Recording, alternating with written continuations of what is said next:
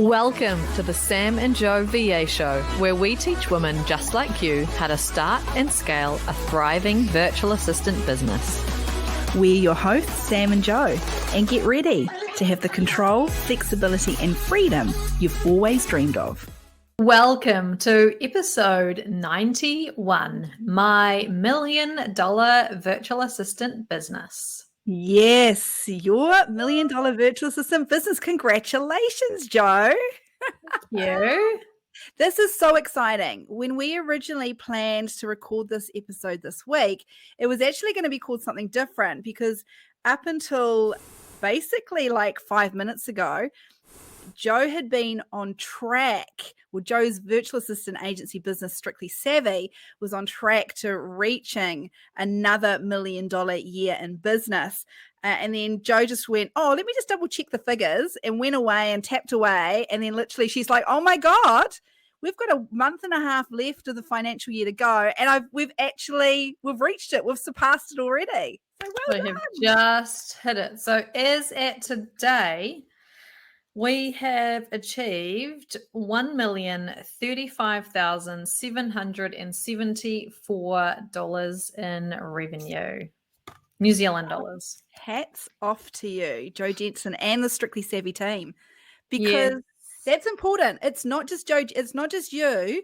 You're not doing the client work. You've got a GM that deals with the day-to-day running of your team. There's an entire team around you, Joe, isn't there? Mm-hmm. Absolutely. This is hardly any me. I might have billed maybe $1,000. I might have billed $1,000 of that.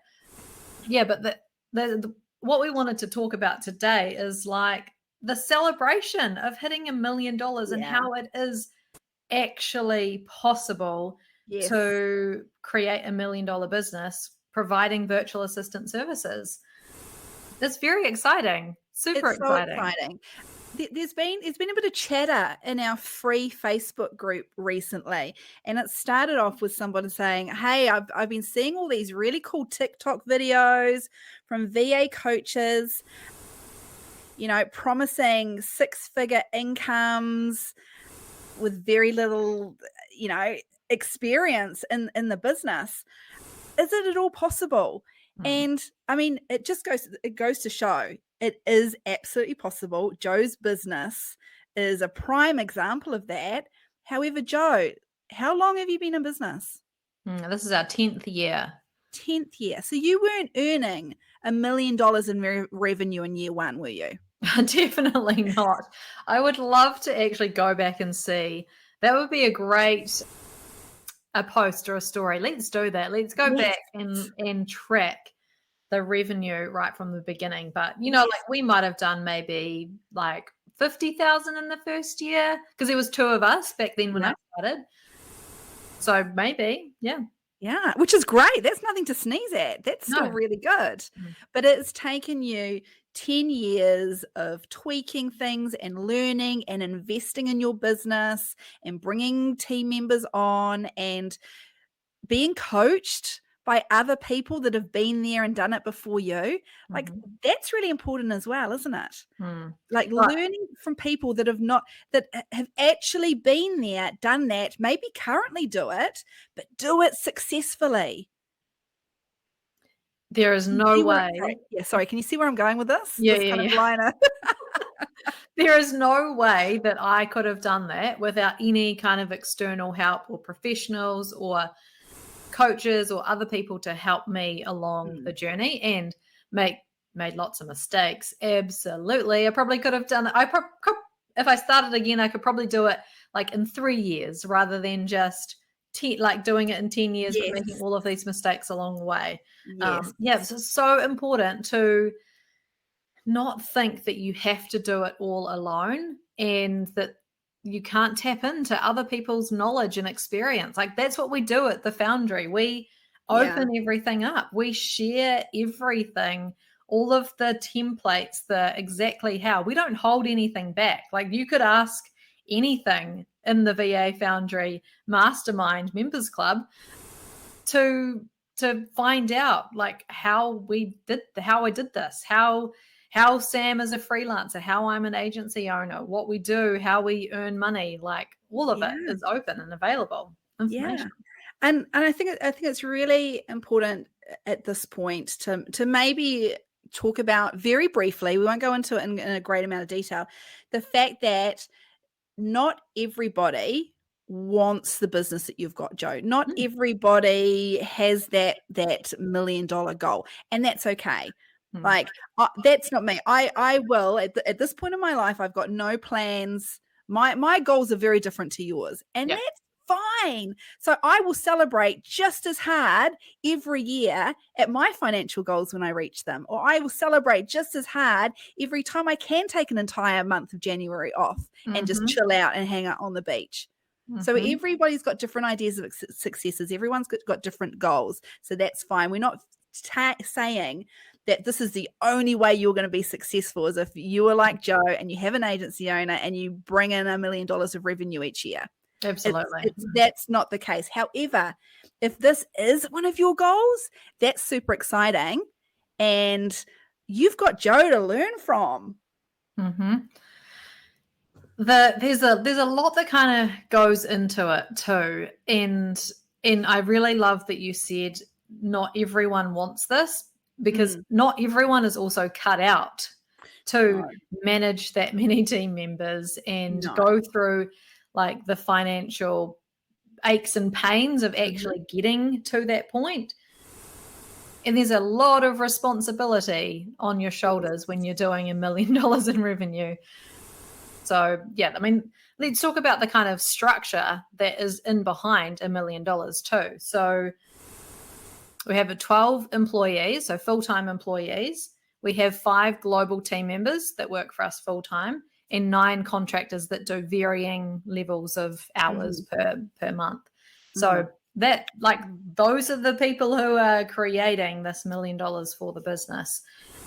And it takes a lot of hard work from them. Like, they are working hard day in, day out to look after their clients.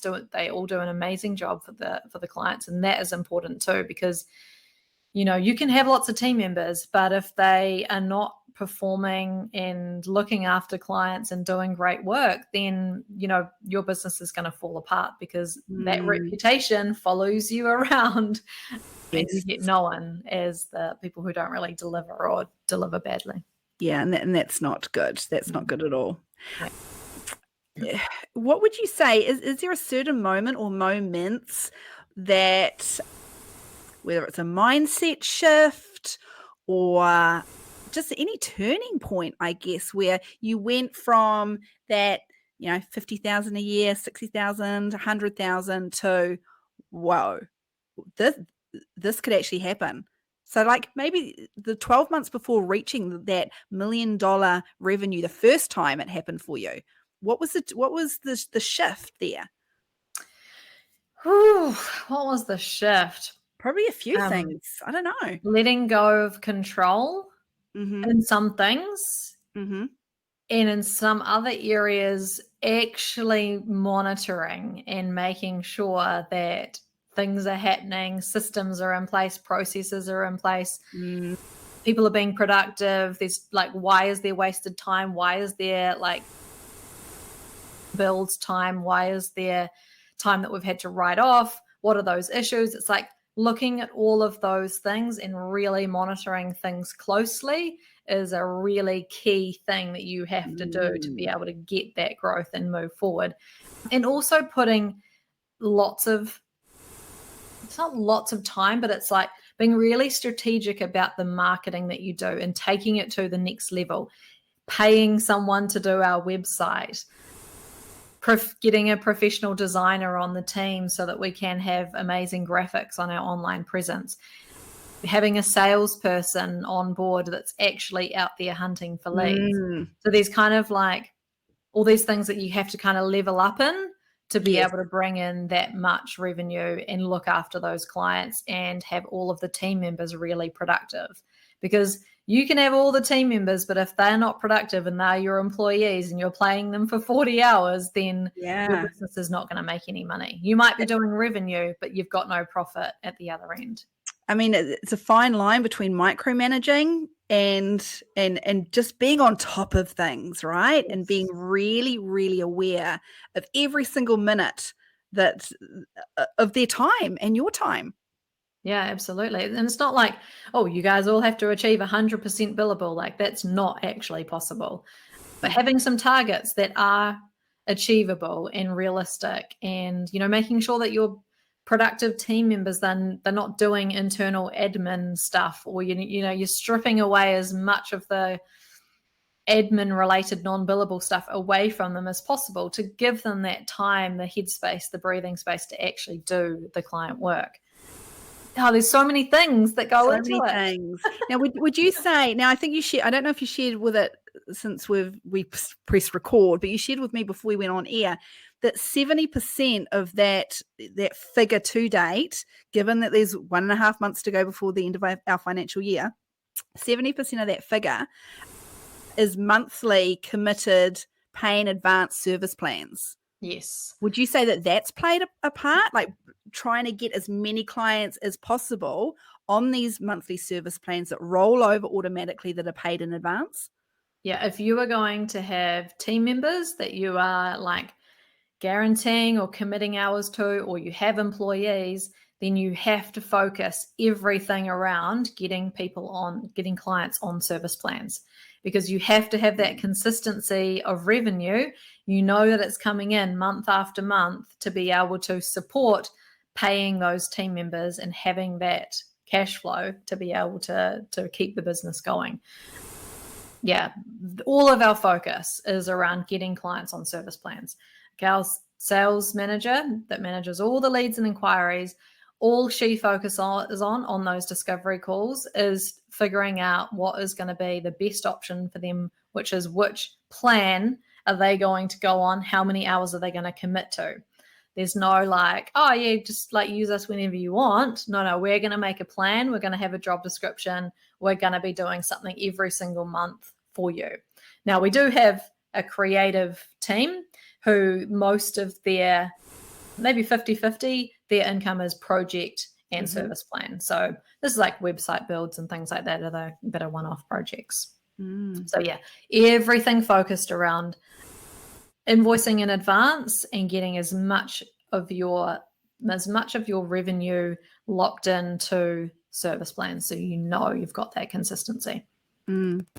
What do you think kind of stands you apart from the rest, Joe? Because there are hundreds, if not thousands, of VA agencies or VAs that have got teams of other VAs that work for them around the world, but they won't all be reaching the same financial highs that you've done in the past and that you've done this year post-COVID. Well, actually not even post-COVID. We're still living the COVID life right now.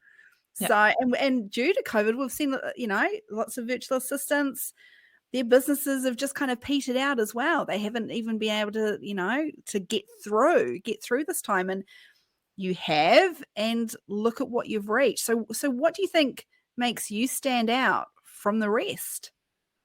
I think there's probably a few things that kind of add to that or make that up. One is I sacrificed my own income and what I earned in the beginning so that I could hire people to do specific jobs, like getting the sales manager early, having an office manager. So I sacrificed that because I knew that if I could get as much stuff off me onto other team members, they would do a way better job than me because they have the headspace, they have the like, this is my job to do that and do it really well. And so I sacrificed that in the beginning. Not saying that that's what everyone should do. Not everyone is in a position to be able to do that. Taking massive action and being a risk taker. Like I kind of didn't ever think that it wasn't possible. Yeah. And so I just, what do I need to do? Take massive action. What do I need to do? Take massive action. And consistently doing that, I think definitely is one of my good traits. What else? The big mindset shift that we talk about in a few episodes ago If you have a look for the mindset shift that every agency owner has to make, that was so key. Getting out of the way of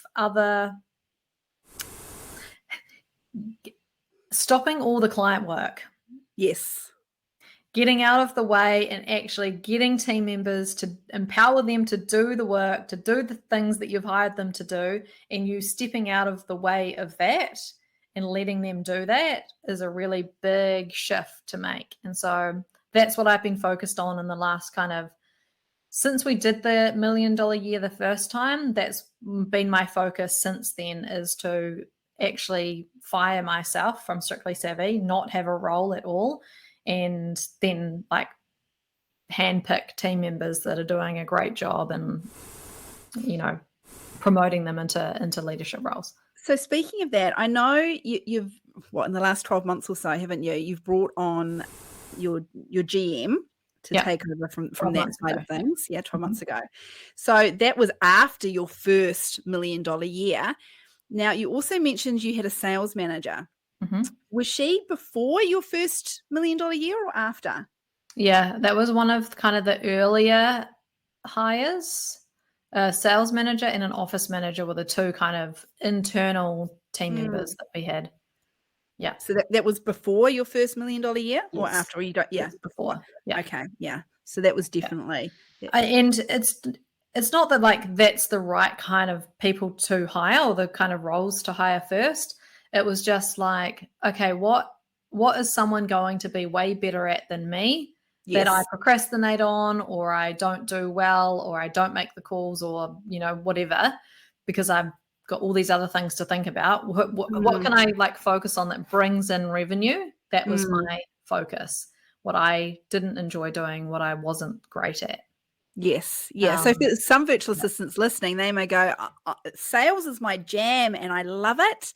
And I just get so much joy and enthusiasm from being out there and networking and meeting new people and selling the business.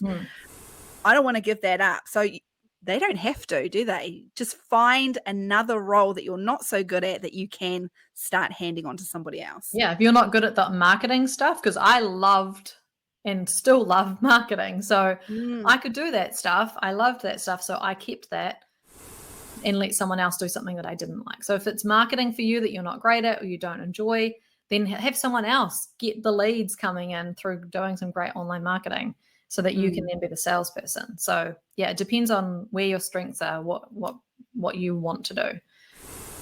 But yeah, it's really letting go of control of those things and having someone else to do them so that you can focus your time on something that is either revenue generating or keeping the clients or hiring the team, managing the team, whatever you should be focusing on if you have outsourced that stuff or internally hired for that stuff.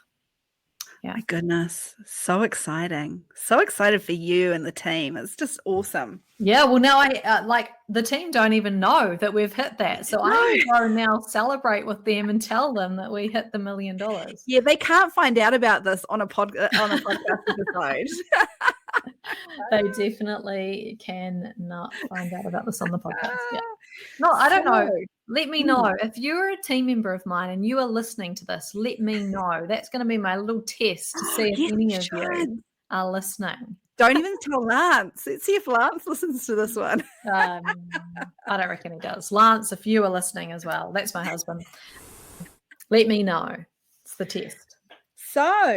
So everybody, there's a multitude of virtual assistant mentors and coaches out there that you guys can choose to spend time with, to invest with, to learn from.